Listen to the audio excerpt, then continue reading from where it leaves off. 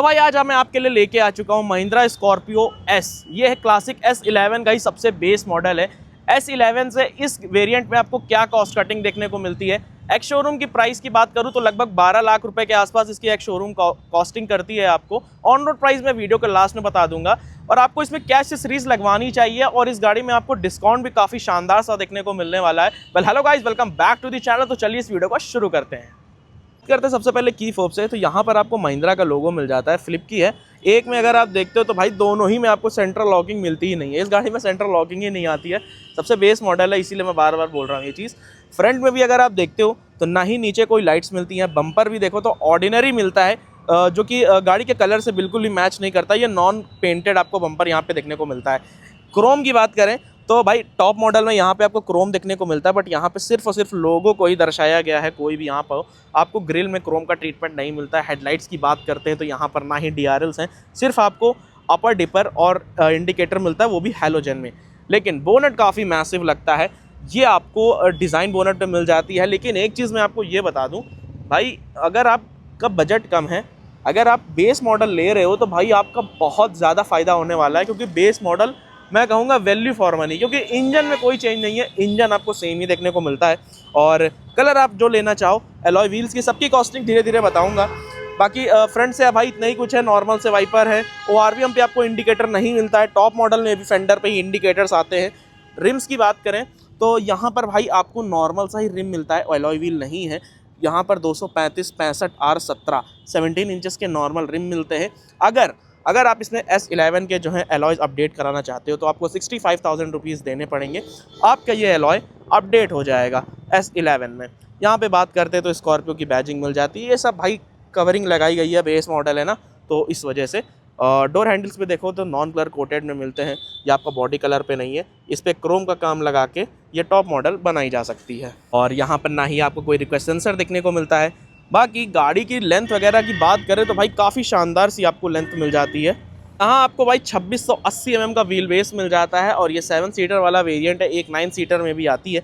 180 mm का यहाँ पे ग्राउंड क्लियरेंस मिल जाता है। फ्रंट टायर में आपको डिस्क ब्रेक मिलती है और रियर टायर में आपको डिस्क ब्रेक नहीं मिलती है। ये सिर्फ यहाँ पर आपको ड्रम ब्रेक्स देखने को मिल जाती हैं।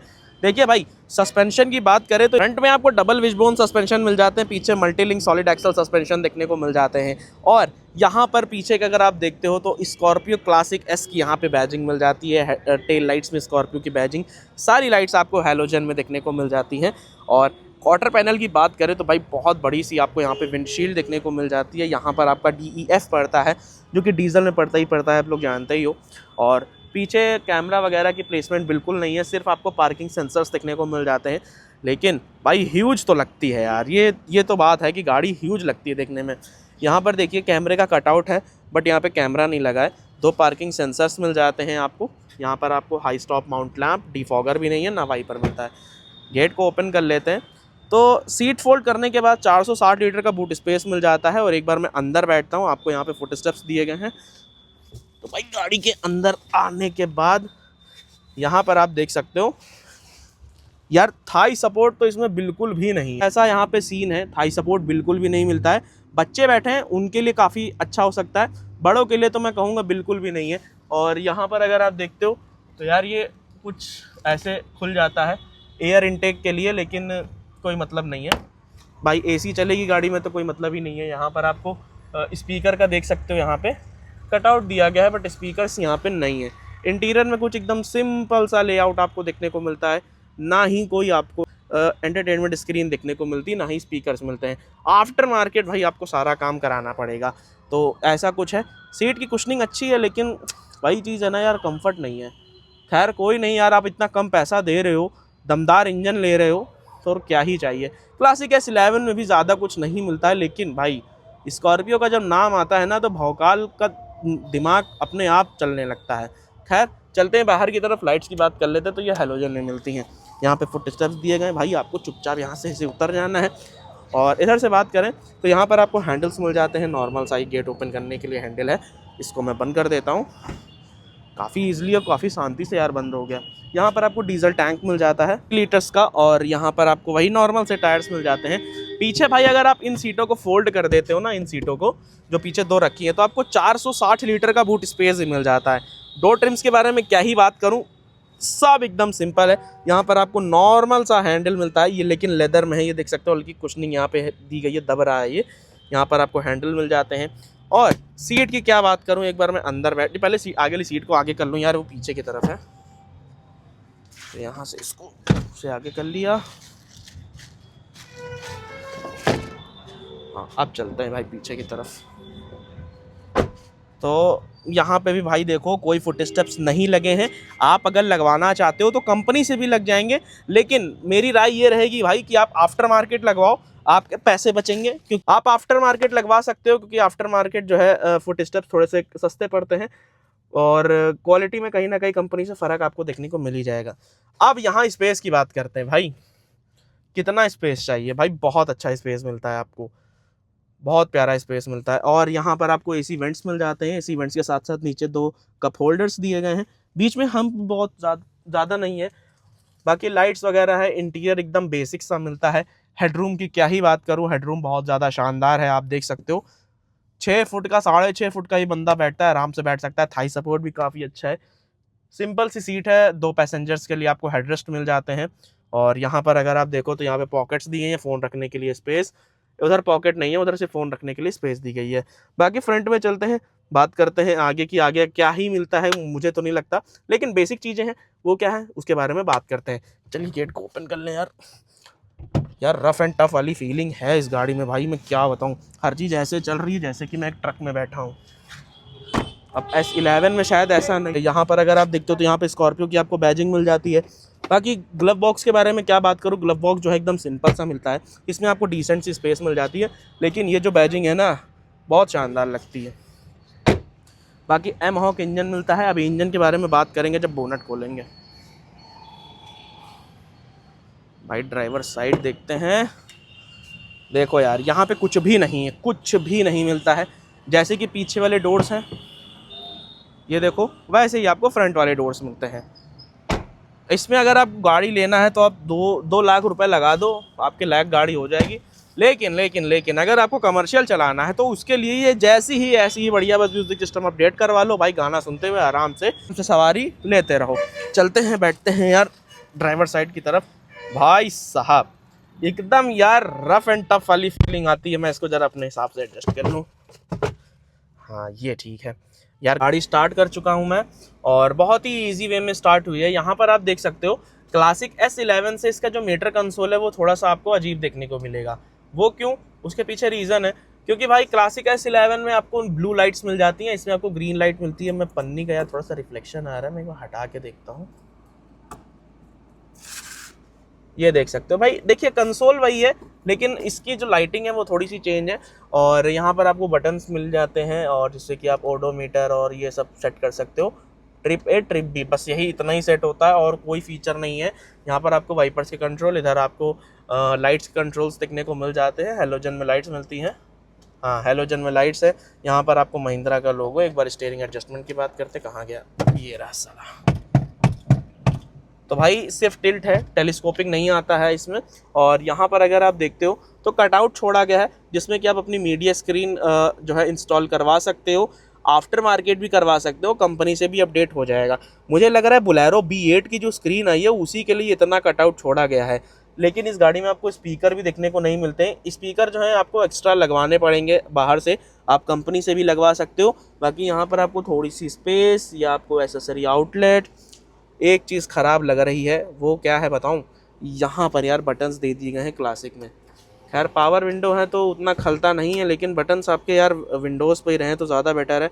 या आपको पैड मिल जाता है जिसमें आप फ़ोन वगैरह रखो तो स्लिप ना हो। मैनुअल हैंड ब्रेक है, AC वेंट्स पीछे भी हैं जैसा कि मैंने आपको बताया ही था। और नॉर्मल सा आपको यहाँ पे IRVM मिल जाता है। बाकी इधर आपको सिंपल सा शेड मिल जाता है जिससे कि आप ईजी अपनी धूप को रोक सकते हो गाड़ी के अंदर से आने से। उधर छोटा सा एक वैनिटी मिरर। यहाँ पर कोई भी लाइट का सिस्टम नहीं दिया गया है, लाइट का सिस्टम आपको यहाँ मिलता है जो कि हैलोजन में है, काफ़ी शानदार से मिल जाती है। और बाकी इतने ही कुछ फीचर्स इस गाड़ी में आपको देखने को मिलते हैं। इलेक्ट्रॉनिक्स फीचर्स की बात करें, इसमें आपको ABS EBD और ये थोड़े बहुत इलेक्ट्रॉनिक्स के फीचर्स जो हैं वो मिल जाते हैं। बात कर लेते हैं इंजन के बारे में। इंजन के बारे में यार क्या ही बात करें, रुको पहले मैं खोल ही लेता हूँ बोनट को। भाई साहब देखो यहाँ पे आइडल स्टार्ट स्टॉप सिस्टम है, फ्यूल लिड को ओपन करने के लिए बटन, हेडलाइट लेवलिंग का ऑप्शन मिल जाता है, बाकी ये एज अ नॉर्मल यहीं पे रहता है। जगह पे आपको बोनट का बटन मिल जाता है भाई।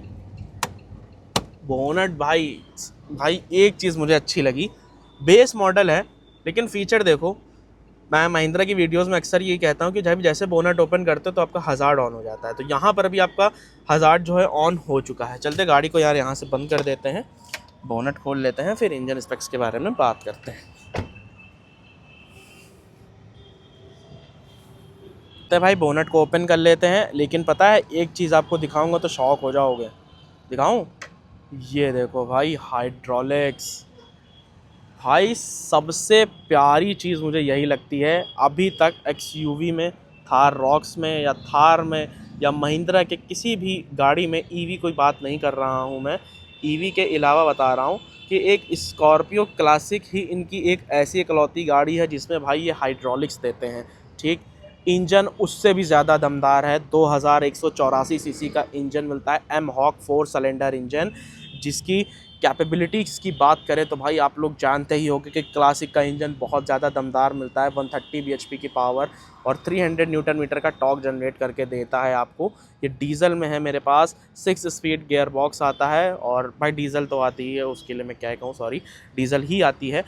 बाकी इंसुलेशन मिल जाता है। एक बार इंजन की साउंड भी मैं आपको अगर सुनाऊँ ना तो बहुत ज़्यादा दमदार रहती है। अच्छा रुकिए मैं एक बार सुना ही देता हूँ, मैं कार को स्टार्ट कर लेता हूँ। कितने प्यार से स्टार्ट होगी। हाँ भाई ये वेव की है, ठीक है। गाड़ी स्टार्ट कर ली है मैंने, आप इसके इंजन की साउंड सुन सकते हो, ठीक है। और यार ये वाइब्रेशंस का कोई नहीं किया सका भाई, लगभग 2200 सीसी का आपको इंजन मिलता है यहाँ पे। पावर है, पावर गाड़ी में मिलती है भाई, टॉर्क की इंजन मिलता है। देखिए अब बात करते हैं इसकी प्राइसिंग के बारे में, और मैंने स्टार्टिंग में डिस्काउंट के बारे में बात कही थी ना, तो इस गाड़ी में आपको अच्छा खासा डिस्काउंट भी देखने को मिल जाता है। अब वो क्या है, डिस्काउंट क्या है, मैं उस बारे में बात करता हूँ भाई। अब बात करते हैं इस गाड़ी के प्राइसिंग के बारे में, तो ये है मेरे पास महिंद्रा क्लासिक एस, सबसे बेस मॉडल है स्कॉर्पियो का, और इसकी एक्स शोरूम कॉस्टिंग करती है आपको 12,97,000 रुपये। एसेसरीज़ मिला के इसकी जो ऑन रोड कॉस्टिंग पड़ती है आपको 16,25,000 रुपये, ठीक है। तो इस गाड़ी में आपको बेनिफिट हो सकता है 1,25,000 रुपये का, और आपको ये गाड़ी ऑन रोड पड़ जाएगी सिर्फ और सिर्फ मात्र 15 लाख रुपए में, ठीक है भाई। 15 लाख रुपए में इतनी शानदार सी गाड़ी आपकी हो सकती है, तो आप भाई इस गाड़ी को आप देख सकते हो, और जिन लोगों ने देखा हुआ है तो जानते होंगे, ठीक है। ये प्राइस मैंने आपको बताई है। महिंद्रा ए ऑटो मूवर्स दुबग्गा रोड पे भाई इनका शोरूम है, आप कांटेक्ट करके जानकारी ले सकते हो। डिस्क्रिप्शन बॉक्स में मैं कांटेक्ट डाल दूंगा। बाकी वीडियो अच्छी लगी हो तो वीडियो को लाइक कर देना, कमेंट कर देना, शेयर कर देना। इंस्टा फेसबुक मेरा पेज है, वहाँ पे मुझे फॉलो कर सकते हो। मिलते हैं दोस्तों नई गाड़ी को लेकर नेक्स्ट वीडियो में। आपको कोई कंपैरिजन वीडियो या ओनरशिप या किसी भी कार या बाइक का रिव्यू चाहिए तो आप मुझे इंस्टा पे DM कर सकते हो। मिलते हैं दोस्तों नई गाड़ी को लेकर नेक्स्ट वीडियो में, तब तक के लिए गुड बाय, जय हिंद दोस्तों।